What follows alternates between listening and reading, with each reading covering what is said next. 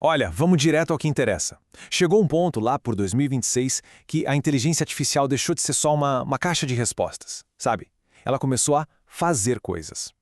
E é aí que a gente entra no mundo dos agentes autônomos. Um lugar onde a IA não só pensa, mas, de fato, ela age. E essa, gente, é a grande virada. Pensa bem, a gente saiu de uma IA que ficava ali esperando um comando para uma que recebe um objetivo e se vira para descobrir como chega lá. Isso não é só um passinho a mais, não. É uma mudança total na forma como a gente pensa a tecnologia trabalhando para a gente. Tá, mas o que é um agente autônomo na prática? Vamos lá. Pensa nele como um especialista digital. É uma unidade de IA que tem um propósito bem claro, sabe? Ela não só mastiga informação, ela toma decisões, usa ferramentas, tipo, sei lá, fazer uma busca na internet. E, o mais incrível, colabora com outros agentes. É como se a gente montasse um time dos sonhos para resolver um problema, só que o time é todo de inteligência artificial. Só que o verdadeiro pulo do gato não é ter um único agente super gênio, não. Onde a coisa fica realmente poderosa é quando esses especialistas digitais começam a trabalhar juntos, em equipe. Cada um com a sua habilidade, contribuindo para um objetivo maior. E cada um desses agentes é definido por 4 coisinhas básicas. Primeiro, a função dele, o que ele faz, tipo ser um pesquisador. Depois, o objetivo, que é a meta que guia tudo que ele faz. Aí tem a história, que é o contexto que dá uma personalidade para ele. E, por fim, as ferramentas, que são as capacidades que ele pode usar, como buscar coisas na web. Quando a gente junta tudo isso, a gente tem um especialista super focado. Então, é como se cada agente fosse uma pecinha de um quebra-cabeça, sabe? Sozinhos eles já são interessantes, mas o verdadeiro poder, a imagem completa, essa só aparece quando eles se juntam e começam a colaborar de verdade. É uma frase que resume bem a velocidade maluca com que tudo isso aconteceu. Em 2025, a gente estava construindo agentes individuais. Um ano depois, em 2026, a gente já estava orquestrando exércitos deles. O desafio mudou. Não era mais sobre criar o agente mais inteligente, e sim sobre ser o maestro de uma orquestra de especialistas, fazendo com que todos toquem em harmonia. Para isso tudo não ficar só na teoria, vamos trazer para um exemplo bem prático. Imagina só uma equipe de IAs que tem a tarefa de preparar uma análise financeira de uma empresa. O processo funciona em etapas, bem parecido com uma equipe de pessoas. Primeiro, um agente pega todos aqueles dados brutos, os números, e traduz para um texto que a gente consegue entender. Aí entra o segundo agente, o analista, que lê esse texto e começa a identificar padrões, tendências, o que é importante ali. O terceiro, que é tipo o redator, pega tudo isso e monta um relatório final, um sumário executivo. E por último, mas não menos importante, vem o quarto agente, o validador, que faz o pente fino, o controle de qualidade para garantir que está tudo certo.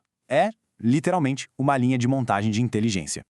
Mas como é que a gente garante que essa linha de montagem vai funcionar direitinho sem ninguém atropelar ninguém? Bom, aí é que entram os maestros desse mundo digital, os chamados frameworks de orquestração. São sistemas feitos para gerenciar como os agentes conversam entre si, como as tarefas são divididas e como os resultados de cada um se juntam no final.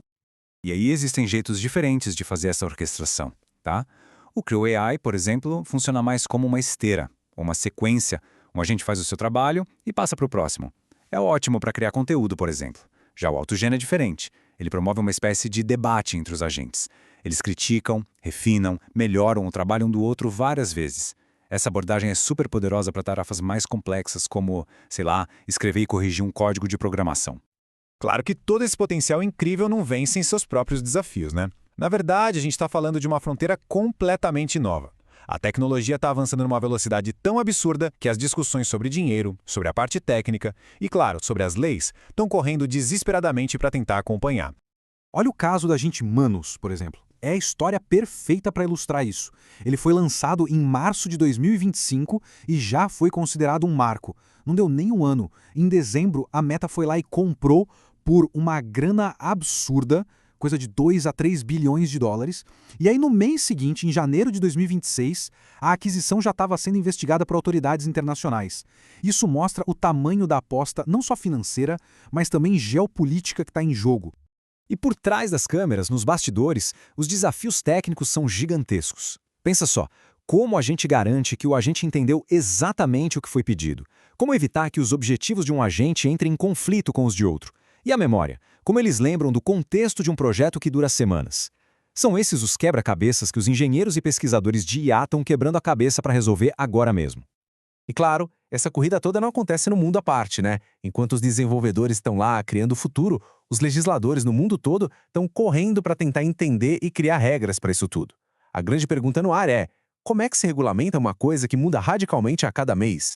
Trazendo a conversa aqui para o nosso quintal, para o Brasil, o país também está se movimentando. Existe o projeto de lei 2338, que já foi aprovado no Senado.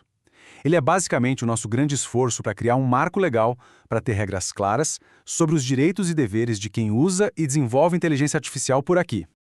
E tudo isso nos leva a uma pergunta final que, olha, resume bem a complexidade desse novo mundo. Um outro projeto de lei aqui no Brasil já toca nesse ponto que é simplesmente fascinante. Se uma IA, de forma autônoma, cria uma invenção, de quem é a patente? É da IA? É do programador que a criou? É da empresa que é a dona da IA? A resposta para essa pergunta vai definir o futuro da criatividade, da propriedade intelectual e da própria ideia de inovação.